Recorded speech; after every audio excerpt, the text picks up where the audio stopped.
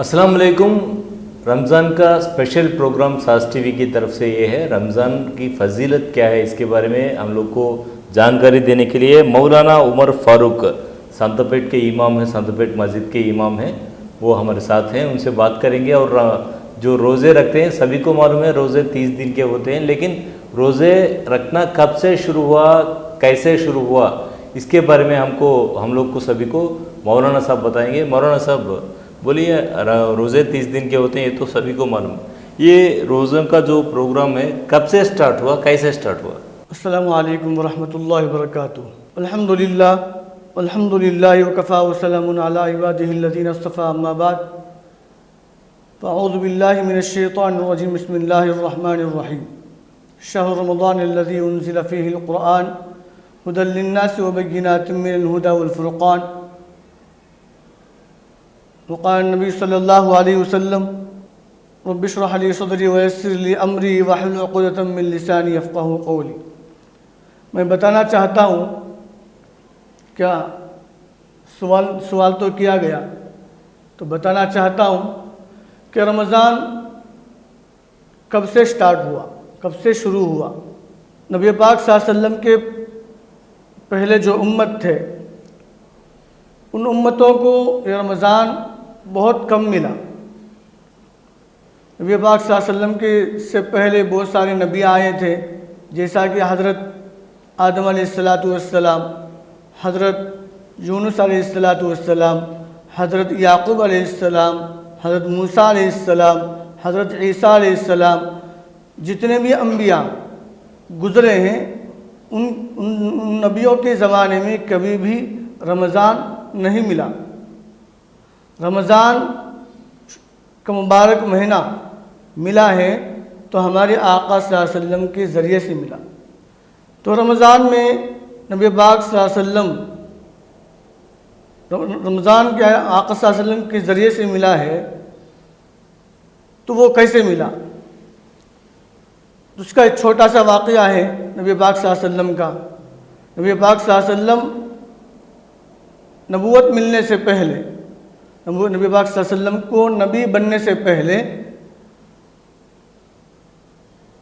नबी पाक सल्लल्लाहु अलैहि वसल्लम की आदत थी कि अकेले रहकर अल्लाह की इबादत करने की। हर हमेशा अकेले रहते थे, अल्लाह की इबादत में लगे रहते थे। नबूवत मिलने से पहले भी अल्लाह की इबादत करते थे और नबी बनने के बाद भी अल्लाह की इबादत करते थे। तो नबी बनने से पहले जो आदत थी, गार हिरा तक पहुँचते थे। जो हम अरबस्तान में गार हिरा के नाम से एक पहाड़ जानते हैं, उस पहाड़ में बैठकर उस गार में बैठकर अल्लाह की इबादत खूब करते थे, बहुत सारी इबादत करते थे। तो दौरान इबादत में नबी पाक सल्लल्लाहु अलैहि वसल्लम को वही मिलने का मौका मिला। तो वही लेकर आने वाले हज़रत जिब्रील अलैहिस्सलातु वस्सलाम थे। हज़रत जिब्रील अलैहिस्सलातु वस्सलाम अल्लाह के पास से क्या वही लेकर आए। नबी पाक सल्लल्लाहु अलैहि वसल्लम इबादत में थे तो जिब्रील आए। तो जिब्रील अलैहिस्सलातु वस्सलाम ने कहा, पढ़ो। नबी पाक सल्लल्लाहु अलैहि वसल्लम उम्मी थे, अनपढ़ थे, ला इल्म थे। इल्म से क्या है, इल्म कुछ जानते नहीं थे। तो जिब्रील अलैहि सलाम ने कहा, पढ़ो। तो आका सल्लल्लाहु अलैहि वसल्लम ने कहा, मैं कैसे पढ़ूँ, मैं तो उम्मी हूँ, मैं अनपढ़ हूँ। मुझे तो क्या है बकरियाँ चराने का इल्म है, मुझे तो क्या है ऊँट चराने का इल्म है, मुझे तो क्या है कपड़ों की तिजारत करने का इल्म है, मुझे तो क्या है पढ़ने का इल्म नहीं है। तो नबी पाक सल्लल्लाहु अलैहि वसल्लम ने ये जवाब दिया। तो जिब्रील अलैहिस्सलाम ने कहा, आओ सामने आओ, मेरे सीने से आपका सीना मिलाओ। अब दोनों की सीना बसीना मिलाया गया। आका सल्लल्लाहु अलैहि वसल्लम के सीने से जिब्रील अलैहिस्सलाम का सीना मिलाया गया तो इल्म हासिल हो गया। तो अब जिब्रील अलैहिस्सलाम ने बताया, पढ़ो, इक़रा बिस्मि रब्बिकल्लज़ी खलक़ خلق الانسان من علق اقرأ وربك الاکرم الذي علم بالقلم علم الانسان ما لم يعلم. جیسا ہی پڑھنا شروع کیا تو آقا صلی اللہ علیہ وسلم بھی کیا ہے پڑھتے گئے. تو یہ نبی پاک صلی اللہ علیہ وسلم کی پہلی وحی تھی، پہلا سورت تھا، پہلی سورہ تھا حضرت قرآن پاک میں. نبی پاک صلی اللہ علیہ وسلم کو پہلی نبوت کے وقت پہلی سورت یہ سورت نازل ہوئی. تو اس سورت ہی سے رمضان کا آغاز کیا جاتا ہے. وہ کیسے؟ یہ پہلے وحی سے رمضان کا آغاز کیسے کیا جاتا ہے؟ ایک تو پہلی بات یہ ہے کہ نبی پاک صلی اللہ علیہ وسلم سفر کرتے ہوئے غار حرا پہنچتے تھے اور کھانے پینے کا پورا توشہ سامان لے کر کیا ہے غار حرا کو پہنچتے تھے. تو پہنچنے کے بعد کئی دن، کبھی ایک عشرہ، کبھی ایک زمانے تک کیا ہے نبی پاک صلی اللہ علیہ وسلم وہاں غار حرا میں بیٹھ کر، غار میں بیٹھ کر اللہ کی عبادت کرتے تھے. اللہ تبارک و تعالیٰ نے نبی پاک صلی اللہ علیہ وسلم، اس میں سے ایک پہلی بات یہ ہے، اللہ تبارک و تعالیٰ نے کبھی بھی نبی پاک صلی اللہ علیہ وسلم کی عادت کو، نبی پاک صلی اللہ علیہ وسلم کی حالات زندگی کو ضائع نہیں کیا. اس کو ایک آئیڈیل بنا کر بھیجا، اس کو ایک آئیڈیل بنایا کہ امت کے لیے خاص ایک طریقہ بنا کے دکھایا. تو نبی پاک صلی اللہ علیہ وسلم غار حرا میں عبادت کرتے تھے، تو اس عبادت کو رمضان بنا دیا، رمضان کی عبادت بنا دیا. نبی پاک صلی اللہ علیہ وسلم غار حرا میں جا کر عبادت بھی کرتے تھے، اور جو توشہ لے کر جاتے تھے وہ توشہ کم تھا، تو کم رہنے کی وجہ سے ذرا ذرا کیا کھاتے تھے، ذرا ذرا اس کو استعمال کرتے تھے، کھانے پینے میں کمی کرتے تھے. اسی کمی کو روزہ قرار دیا. رائٹ، اچھی بات ہے. لیکن یہ رمضان کے روزوں میں پانی کیوں نہیں پیتے؟ نبی پاک صلی اللہ علیہ وسلم نے فرمایا روزہ ایسی چیز ہے کہ قطرہ پانی بھی حلق تک نہیں جاتا ہے. تو ایک قطرہ بھی پانی اندر چلا گیا تو روزہ ٹوٹ جاتا ہے. یہاں تک کہ کوئی غرغرہ کرتا ہے، پانی لے کر غرغرہ کرتا ہے، وہ پانی حلق تک پہنچتا ہے تو اس کی روزہ ٹوٹ جاتا ہے. روزہ ٹوٹنے کی وجہ سے پانی نہیں پیا جاتا ہے. روزہ ٹوٹنے کی وجہ سے، ٹوٹنے کی مناسبت پر پانی کم پیا جاتا ہے. نہیں، نبی بھی ایسا کرتے تھے کیا؟ نہیں پیتے تھے پانی؟ نہیں. غار حرا میں نبی پاک صلی اللہ علیہ وسلم پانی کم پیا کرتے، عبادت میں بیٹھتے تھے تو نہیں پیتے تھے، پانی کم پیتے تھے، کم پیتے تھے. اچھا، کھانا کم کھاتے تھے اور پانی کم پیتے تھے. تو اسی کو کیا ہے نبی اللہ تبارک و تعالیٰ نے نبی کے اس طریقے کو رمضان میں روزہ قرار دیا گیا. تو نبی پاک صلی اللہ علیہ وسلم کم پیتے تھے، تم بھی کیا ہے کم پیو. نبی پاک صلی اللہ علیہ وسلم کم کھانا کھاتے تھے، غار حرا میں بیٹھ کر کم کھاتے تھے، تم بھی کم کھاؤ. تو اس کو جو طریقہ نبی نے اپنایا وہ طریقے کو دوسرے مسلمان ابھی جو سبھی ساری امت کو دیا گیا، ساری امت کو دیا گیا. ٹھیک ہے. اور 30 دن کے جو روزے رکھتے ہیں نا، 30 دن کے روزے رکھنے میں کیا کچھ اسپیشل یہ ہے کیا ہے؟ سال کے 12 مہینے ہوتے ہیں، تو سال کے 12 مہینوں میں سے ایک 30 مہینہ دن کیوں رکھتے ہیں؟ خالی 30 دن ہی کیوں رکھتے ہیں؟ سال کے 12 مہینوں میں ایک سال کے ہر مہینہ 30 دن کا ہوتا ہے. تو ایک مہینے میں ایک مہینہ اللہ کو بہت پسند ہے، وہ جو 30 دن ہے اللہ کو بہت پسند ہے. اس 30 دنوں میں اللہ تبارک و تعالیٰ نے قرآن کو نازل کرتا گیا، اور 30 دن کو اللہ تبارک و تعالیٰ نے عشرہ 10 دن بنا کر الگ کیا، یعنی 30 دن بنایا. پہلا عشرہ، پہلا 10 دن رحمت کا ہے، دوسرا 10 دن کیا ہے مغفرت کا ہے، تیسرا 10 دن آگ سے آزادی ہے، جہنم سے آزادی کا.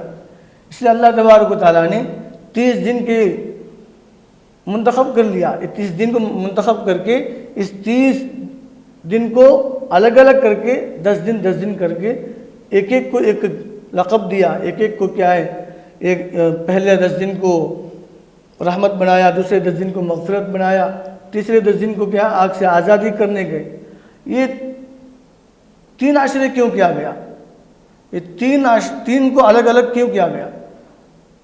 ہر بندہ چاہتا ہے کہ اللہ کی رحمت چاہیے، تو اللہ کی رحمت پانے کے لیے رمضان کے پہلا عشرہ چاہیے۔ پہلے عشرے میں اللہ تبارک و تعالیٰ نے بندے پر رحمت کو نازل کرتے ہیں۔ ہر بندے کا یہ ارادہ ہوتا ہے کہ میری گناہ معاف ہو جائے، مجھے مغفرت مل جائے، مجھے میں بخشش کا بندہ بن جاؤں، اللہ مجھے بخش دے۔ تو اللہ کی مغفرت ہونے کے لیے اللہ تبارک و تعالیٰ بندے کی گناہوں کو معاف کرنے کے لیے دوسرا عشرہ، دوسرا 10 دن دیا گیا۔ اب تیسرا، ہر بندہ یہ چاہتا ہے کہ میں آگ سے بچ جاؤں، جہنم سے بچ جاؤں، آگ سے آزاد ہو جاؤں۔ تو آگ سے آزادی کرنے کے لیے اللہ تبارک و تعالیٰ نے آخری 10 دن بندوں کو دیا ہے۔ تو یہ 30 دن کا جو قرار دیا گیا، ان 3 حصوں کو دینے کے لیے بندوں کو قرار دیا گیا۔ آپ نے بولا روزہ رکھنے سے گناہ معاف ہوتے ہیں بول کے، جی، تو کیسے گناہ معاف ہوتے، کیسے نہیں معاف ہوتے؟ رمضان میں روزہ رکھنے والے کو روزہ رکھتا ہے تو روزہ رکھنے سے 4 آدمیوں کے گناہ معاف نہیں ہوتے، اس کے علاوہ جتنے بھی گناہ ہوں پورے معاف ہو جاتے۔ تو 4 گناہ کون سے ہیں؟ ایک، ماں باپ کو ستانے والا، ماں باپ کی بے ادبی کرنے والا، ان کا نا احترام کرنے والا، اس کی گناہوں کو کبھی بھی اللہ تبارک و تعالیٰ معاف نہیں فرماتے۔ دوسرا، کینہ رکھنے والا۔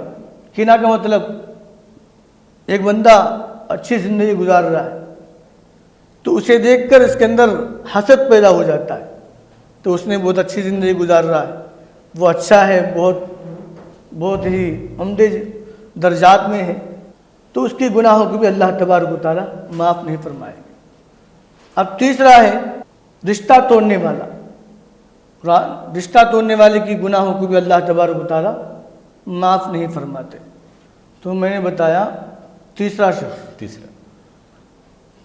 تیسرا گناہ وہ ہے جو رشتے ناطے توڑنے والا، یعنی دوسروں یا اپنے بھائی بہنوں کے لیے بھائی بہنوں میں لڑائی کرنے والا، ان سے کیا ہے بغض رکھنے والا، حسد کرنے والا، ان سے دوری رہنے والا، یہ رشتہ ناطہ توڑنے والا ہے، اس کے گناہ بھی اللہ تبارک و تعالیٰ معاف نہیں فرماتے۔ اب چوتھا ہے شراب پینے والا، شراب کی عادی، شراب پینے والے کی گناہوں کو بھی اللہ تبارک و تعالیٰ معاف نہیں فرماتے۔ باقی سب کے گناہوں کو اللہ تبارک و تعالیٰ نے معاف فرماتے ہیں۔ یہ رمضان کا روزے کو گناہوں کی بخشش ہے۔ شب قدر نہیں تو لیلۃ القدر بولتے ہیں نا، تو یہ رات کی فضیلت کیا ہے؟ نبی پاک صلی اللہ علیہ وسلم کا فرمان ہے، نبی پاک صلی اللہ علیہ وسلم نے رمضان سے پہلے شعبان میں ہی رمضان کا پورا اطلاع کر دیا، یعنی اس کی فضیلت بتا دی۔ رمضان مبارک مہینہ ہے، رحمت والا مہینہ ہے، اس میں ایک رات ایسی ہے کہ ہزاروں مہینوں سے بہتر ہے، ہزاروں مہینوں سے بہتر ہے، اور اس رات کو کہا جاتا ہے لیلۃ القدر۔ نبی پاک صلی اللہ علیہ وسلم نے فرمایا جس نے اس رات میں عبادت کیا اس کی زندگی کے سارے گناہ معاف کر دیے جائیں گے، وہ صغیرہ ہو کبیرہ ہو، جو بھی گناہ ہو، اس رات میں قیام کیا، اس رات میں عبادت کیا، اس رات میں کیا ہے نمازیں ادا کیا، اس رات میں کیا ہے ذکر کیا، اللہ کی یاد کیا، اس رات میں زیادہ سے زیادہ قرآن کی تلاوت کیا، تو اس رات کی ہر عبادت اللہ قبول فرمائیں گے۔ اگر کوئی بندہ اس رات میں گناہ کیا تو جتنا گناہ کیا اس سے زیادہ گناہ اس کو ملیں گے۔ لیلۃ القدر خاص یہ رات ہے کہ اس رات میں اللہ تبارک و تعالیٰ نے قرآن کو نازل کیا، قرآن سے بہت تعلق رکھتا ہے۔ تو لیلۃ القدر میں جو بندہ بھی صرف بیٹھا رہا، صرف سوتا رہا، صرف کیا ہے کھاتا رہا، جس حالت میں بھی بندہ کیا ہے وقت گزارا، تو اللہ تبارک و تعالیٰ نے اس بندے کو لیلۃ القدر میں معاف کر دیا جاتا ہے، اس کی بخشش کیا جاتا ہے، تو اس کی بہت بڑی فضیلت ہے۔ اچھی بات۔ فائنلی عید الفطر، عید کی نماز کیسے پڑھی جاتی ہے؟ عید الفطر سال میں ایک مرتبہ نماز ہے، تو اس نماز کو اس نماز کا طریقہ یہ ہے، تو عید الفطر میں سب سے پہلے اس کی نیت کرنی ہے، عید الفطر کی نیت کرنی ہے۔ عید الفطر کے 2 رکعت واجب نماز ادا کرتا ہوں، عید الفطر کی 2 رکعت واجب نماز ادا کرتا ہوں 6 زائد تکبیروں کے ساتھ، 6 زائد تکبیروں کے ساتھ میں نے عید الفطر کی نماز ادا کرتا ہوں۔ اللہ کے واسطے منہ کعبہ شریف کے تابع اس امام کے، جس امام کے پیچھے نماز ادا کرتے ہیں اس امام کا نام لینا ضروری ہے، تو امام کے تابع ہیں۔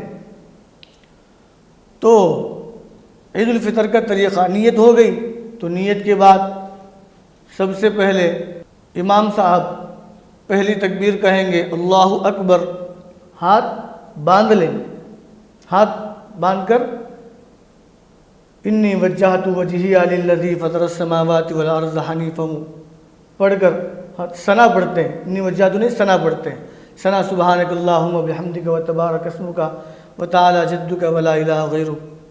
پھر دوسرے رکعت کرتے ہیں اللہ اکبر، ہاتھ چھوڑ دیتے ہیں، پھر تیسری تکبیر کے لیے ہاتھ اٹھاتے ہیں، چھوڑ دیتے ہیں، پھر چوتھی تکبیر کہتے ہیں اللہ اکبر، ہاتھ باندھ لیتے ہیں۔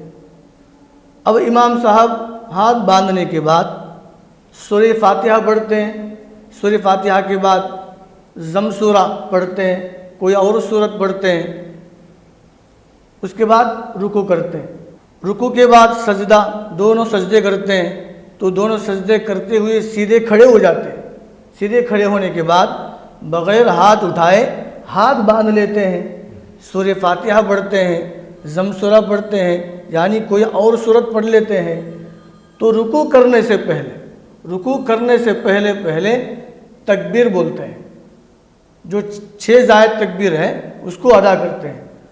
تو رکوع کرنے سے پہلے ہاتھ اٹھاتے ہیں اللہ اکبر کہہ کر، ہاتھ چھوڑ دیتے ہیں، پھر ہاتھ اٹھاتے ہیں اللہ اکبر کہہ کر، ہاتھ چھوڑ دیتے ہیں، پھر تیسری مرتبہ بھی اللہ اکبر ہاتھ اٹھاتے ہیں، چھوڑ دیتے ہیں، چوتھی تکبیر اللہ اکبر کہتے ہوئے رکوع میں چلے جاتے ہیں۔ تو دوسری رکعت میں رکوع ہو گئی، اس کے بعد سجدہ ہو گیا، اس کے بعد سلام ہو گیا۔ اس طریقے سے نماز عید الفطر کی ادا کرتے ہیں۔ آپ سے بتانا بھول گیا، مین بات تھا یہ تو رمضان میں بہت امپورٹنٹ بات تھی، زکوٰۃ اور فطرہ۔ تو زکوٰۃ کیا ہے اور فطرہ کیا ہے؟ فطرہ واجب ہے، زکوٰۃ فرض ہے۔ زکوٰۃ جو مالدار ہوتے ہیں، اونچے قسم کے لوگ ہوتے ہیں، جن کے پاس اللہ نے مال دے رکھا ہے، ان کے لیے زکوٰۃ فرض ہو گیا۔ وہ رمضان میں دیو، رمضان میں دو، یا رمضان سے پہلے دیا کرے، جیسے بھی ہو، سال میں ایک مرتبہ زکوٰۃ نکالنا فرض ہے۔ زکوٰۃ کیا ہے؟ زکوٰۃ کس کو کہتے ہیں؟ زکوٰۃ کتنا دینا ہے؟ زکوٰۃ کتنا دینا ہے؟ تو زکوٰۃ دینا ہے پونا حصہ۔ پونا حصہ کیا ہے؟ زکوٰۃ ادا کرنا ہے۔ زکوٰۃ دینے سے مال کے اندر صفائی ہوتی ہے، اور زکوٰۃ دینے سے اس کے سارے گناہ معاف ہوتے ہیں، یہ زکوٰۃ ہے۔ اب فطرہ یہ چیز ہے کہ فطرہ دینا اس کے لیے واجب بنتا ہے۔ جتنے گھر کے اندر موجود ہے، یہاں تک کہ ماں حمل سے ہے، ماں پیٹ سے ہے، تو پیٹ سے بچے کو بھی، پیٹ میں رہنے والا، حمل میں رہنے والے بچے کو بھی کیا ہے؟ فطرہ نکالنا ہے، فطرہ دینا ان کے لیے ضروری ہے۔ تو فطرہ اس لیے دیا جاتا ہے کہ بندے کے رمضان کے سارے گناہ معاف ہو جائے۔ کتنا دینا ہے فطرہ؟ فطرہ ایک سال کی، تو اس سال میں فطرہ رکھا گیا 100 روپے۔ 100 روپے ایک آدمی کو فطرہ 100 روپے۔ تو فطرہ 100 روپے، فطرے کے بارے میں ایک ضروری بات کہنا ہے. لوگوں کی دلوں کے اندر لوگوں کے ذہنوں میں یہ بات بیٹھی گئی کہ بس سال میں ایک مرتبہ رمضان آتا ہے, رمضان کے آخر تک عید الفطر سے پہلے, عید کی نماز سے پہلے فطرہ دوں گا تو میرا فطرہ ادا ہو جائے گا. تو فطرہ 100 روپیوں کا ہے. میرے گھر میں 5 آدمی ہیں, 10 آدمی ہیں, تو میں 5 آدمی کا جو فطرہ نکالتا ہوں, 10 آدمی کا جو فطرہ نکالتا ہوں, 100 کر کے فطرہ نکالتا ہوں, وہ 500 بن جائیں گے. تو 500 فطرہ میں غریب کو دیتا ہوں. اس میں ایک بات ہمیں سوچنے کی ضرورت ہے, خاص ضرورت ہے, کہ 500 روپئے سے میرے خاص بچہ ہو, میرا خاص بیٹا ہو, اس کا ایک جوڑا کپڑا نہیں آتا, ایک جوڑا کپڑا انہیں نہیں ملتا, اور 500 روپئے کے ذریعے لے کر ہم غریب کو دیتے ہیں. تو وہ غریب کے گھر میں 4-5 بچے ہیں, ایک کا بھی کپڑا انہیں نہیں ملا. ہم سوچتے ہیں الحمدللہ میں نے 500 روپئے نکال کر میں نے فطرہ ادا کر دیا, میرا فطرہ ادا ہو گیا. تو نبی پاک صلی اللہ علیہ وسلم کے زمانے میں نبی پاک صلی اللہ علیہ وسلم بھی کہتے تھے کہ فطرہ ادا کرو کہ ان کی آگے رہنے والے غریب کی پوری کام کاج بن جائے, ان کے حالات درست ہو جائے. تمہارے فطرے کی دینے کے ذریعے سے ان کا مکمل خاندان خوش آمدید رہ جائے. اس لیے ہمیں کیا ہے, 100 روپئے ہی کیا ہے, اس کو مکمل نہیں کرنا ہے, اس کو اور آگے بڑھانا ہے. ہو سکے تو اس سے زیادہ دینا ہے, کم نہیں. ہاں, اس سے زیادہ دینا ہے. ٹھیک ہے. اس لیے فطرہ جتنا ہو سکے 100 روپئے نہیں, اس سے زیادہ دینے کی کوشش کرو تاکہ غریب لوگوں کو اس کی امداد ہو سکے. فطرہ جو ہے آپ جتنا بھی دے سکتے ہیں, منیمم 100 روپیز, منیمم 100 روپیہ, اس سے زیادہ آپ کی مرضی ہے. جی ٹھیک ہے. بہت اچھا بتایا آپ نے رمضان کے بارے میں, اور عید کیوں منائی جاتی ہے, کیسے نماز پڑھی جاتی ہے. تو آپ کا بہت بہت شکریہ. یہ ہے آج کا ساز ٹی وی کا اسپیشل پروگرام, اور ایک اسپیشل پروگرام میں پھر آپ سے ملیں گے. جب تک کے لیے السلام علیکم. السلام علیکم.